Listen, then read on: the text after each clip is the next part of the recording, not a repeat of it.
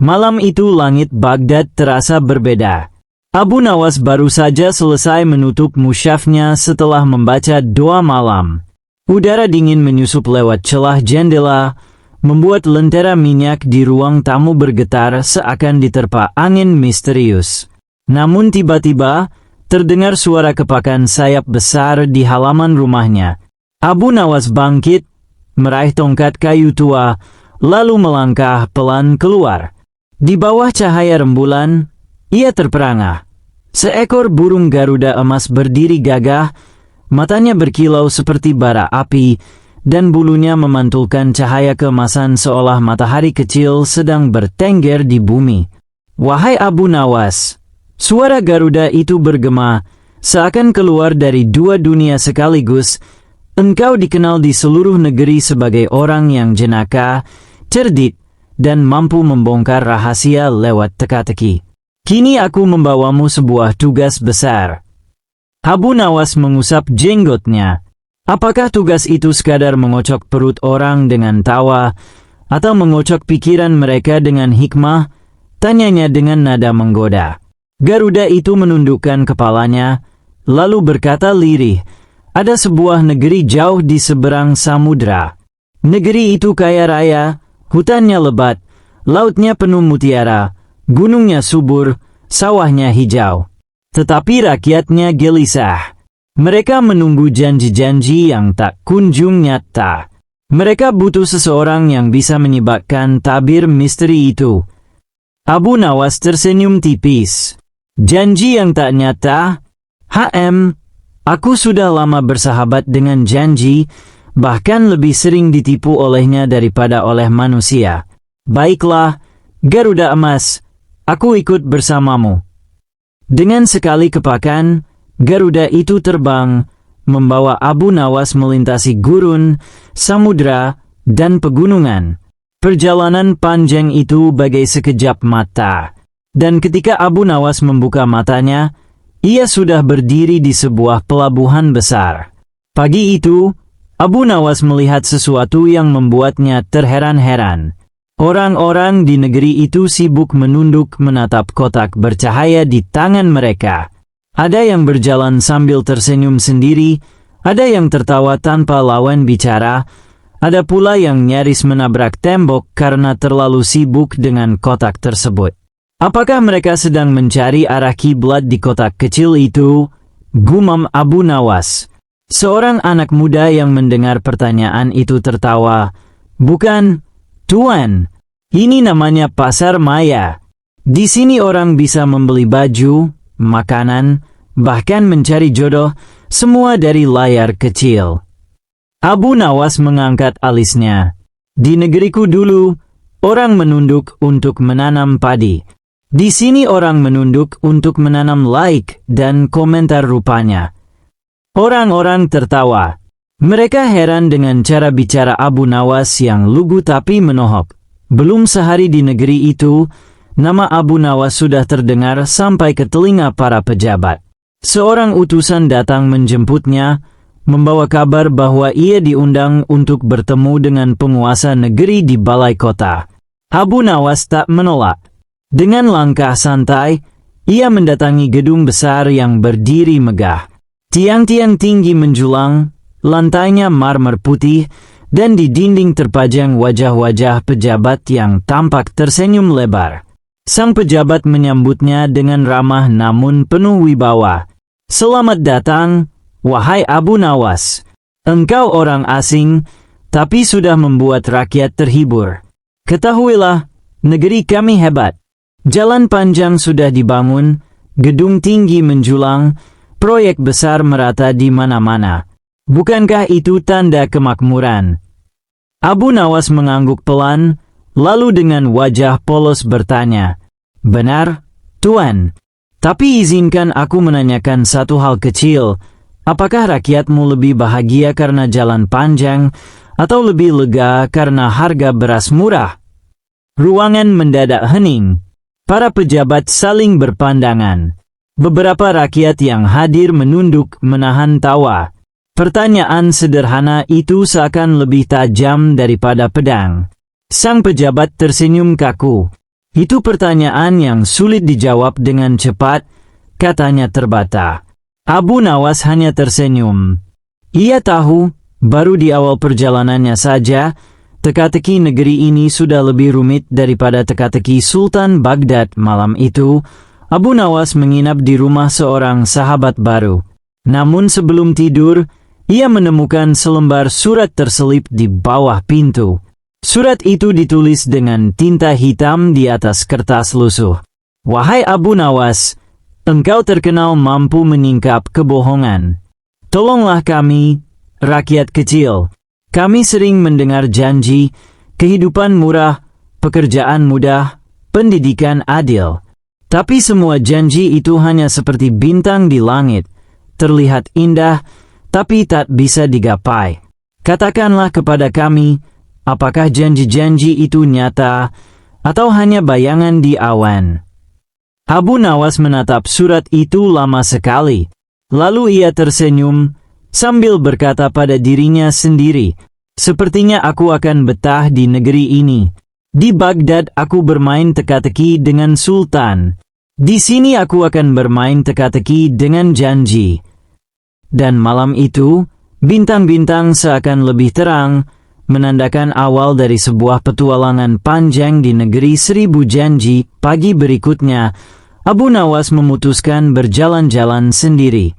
Ia ingin mengenal negeri itu lebih dalam, bukan hanya dari kata-kata pejabat, tetapi dari kehidupan sehari-hari rakyatnya. Ia menyusuri jalan ramai menuju sebuah pasar besar. Tapi betapa terkejutnya ia, pasar itu nyaris sepi. Hanya ada beberapa pedagang yang duduk termenung menunggu pembeli. Wahai ibu, sapa Abu Nawas kepada seorang penjual sayur, kemana para pembeli? Apakah hari ini sedang ada pesta besar? Sang ibu tersenyum pahit. Bukan, Tuan. Sekarang orang lebih suka belanja di pasar maya lewat kotak bercahaya itu. Mereka tinggal klik-klik, barang datang sendiri. Kami di sini hanya menunggu rezeki yang tersisa. Abu Nawas mengangguk pelan. Ia menatap pedagang lain yang sibuk menata dagangan, meski tak ada yang melirik. Ternyata di sini orang tak perlu menawar dengan mulut, tapi menawar dengan jari, gumam Abu Nawas. Di negeriku dulu, pasar adalah tempat orang berdebat harga. Di sini, pasar adalah tempat orang berdebat kuota. Pedagang-pedagang yang mendengarnya tertawa, meski tawa itu terdengar getir. Abu Nawas melangkah lebih jauh. Ia melihat anak-anak muda duduk berderet di warung kopi. Semua menunduk menatap kotak bercahaya, sesekali tertawa, sesekali wajahnya murung. Anak muda, tegur Abu Nawas, apakah kalian sedang membaca kitab bijak, atau menghitung bintang? Salah satu dari mereka menoleh, tertawa. Bukan, Tuan. Kami sedang menonton konten lucu, tarian, dan berita terbaru di pasar maya. Lalu kenapa kalian murung? Tanya Abu Nawas. Anak itu menghela napas. Karena kami melihat orang lain hidup lebih mewah, lebih kaya, lebih bahagia. Sementara kami hanya bisa menatap layar dan merasa kecil. Abu Nawas tersenyum miring. Aneh sekali. Dahulu aku iri pada orang yang punya unta lebih besar atau rumah lebih indah. Tapi aku masih bisa tidur nyenyak. Kini kalian iri pada bayangan di layar, dan tidur pun tak bisa lelap. Semua anak muda itu terdiam. Ada yang menutup layar, ada yang pura-pura sibuk mengaduk kopi. Tak jauh dari sana, Abu Nawas melihat kerumunan orang menatap layar besar di pinggir jalan. Di layar itu, seorang pria berbicara dengan suara lantang. Wahai rakyat, pilihlah aku. Aku akan membuat hidup kalian murah, pekerjaan banyak, dan semua akan bahagia. Abu Nawas menoleh ke seorang penonton. Siapakah orang itu? Mengapa ia berteriak di layar? Itu, Tuan, jawab penonton, adalah pedagang janji. Mereka menjual harapan, bukan barang. Mereka bilang hidup akan lebih mudah jika kita memilih mereka. Abu Nawas mengelus jenggotnya. Menjual janji? Wah, itu dagangan yang paling ringan di dunia. Tak perlu gudang, tak perlu keranjang, cukup mulut dan kata-kata. Penonton tertawa keras. Benar sekali, Tuan. Sayangnya, setelah kami membelinya, barangnya tak pernah sampai. Rasa penasarannya semakin besar. Abu Nawas pun mencoba masuk ke sebuah toko yang menjual kotak bercahaya. Dengan sedikit bantuan, ia akhirnya memegang benda itu. Jadi, dengan ini aku bisa membeli apa saja? Tanyanya pada penjaga toko. Betul, Tuan. Pakaian, makanan, bahkan kursi kekuasaan bisa diperebutkan di sini, jawab penjaga itu sambil tersenyum sinis. Abu Nawas mengetik sesuatu dengan canggung. Ia mencari kebahagiaan murah meriah. Hasil pencarian membuatnya tertawa terbahak-bahak. Astaga, ada yang menjual buku cara cepat kaya, obat awet muda, bahkan tiket masuk surga. Negeri ini benar-benar penuh pedagang aneh. Penjaga toko ikut tertawa. Ya, Tuan, di pasar maya, orang bisa menjual apa saja, termasuk mimpi. Sebelum pergi, Abu Nawas naik ke sebuah peti kayu, lalu berteriak ke arah kerumunan. Wahai penduduk negeri ini, jangan biarkan hidupmu hanya menunduk pada layar. Layar boleh memberi cahaya, tapi cahaya sejati datang dari wajah sesama manusia. Jangan beli janji yang tak bisa dikirim, dan jangan iri pada bayangan yang belum tentu nyata. Kerumunan terdiam. Beberapa orang bertepuk tangan, yang lain mengangguk. Meski ucapan itu sederhana, tapi menampar hati mereka lebih dalam dari ceramah panjang. Dan hari itu, untuk pertama kali sejak lama, pasar nyata kembali ramai, bukan karena harga turun, tapi karena tawa dan obrolan kembali hidup. Kabar tentang Abu Nawas yang berani menegur rakyat di pasar menyebar cepat. Dalam semalam, namanya jadi bahan perbincangan di warung kopi, pasar maya, hingga ke telinga para pejabat tinggi negeri itu. Orang asing itu terlalu banyak bicara, gerutu seorang pejabat. Kalau dibiarkan, rakyat akan menuntut lebih banyak. Namun pejabat tertinggi negeri itu justru tersenyum. Undang dia ke balai kota. Aku ingin menguji apakah kecerdikannya sungguh sepadan dengan cerita-cerita yang beredar hari itu. Abu Nawas berjalan menuju gedung megah dengan tiang-tiang marmer putih. Rakyat kecil berdesakan di luar pagar, ingin tahu apa yang akan terjadi. Sang pejabat menyambutnya dengan wajah ramah, meski senyumnya terasa kaku. Selamat datang, wahai Abu Nawas. Engkau sudah membuat rakyat tertawa dan berpikir. Tapi ketahuilah, negeri kami maju pesat. Jalan-jalan panjang terbentang, gedung-gedung menjulang, proyek besar merata di mana-mana. Bukankah itu tanda kemakmuran? Abu Nawas menunduk hormat, lalu menjawab tenang. Benar, Tuan. Jalan panjang memang indah, gedung tinggi memang menakjubkan. Tetapi izinkan aku bertanya satu hal.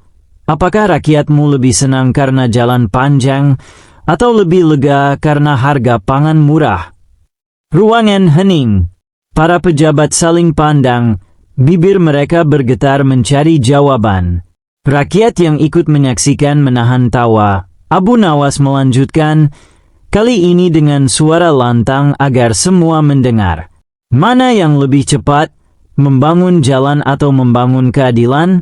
Mana yang lebih mudah, mencari konten gosip di pasar maya atau mencari pekerjaan yang layak?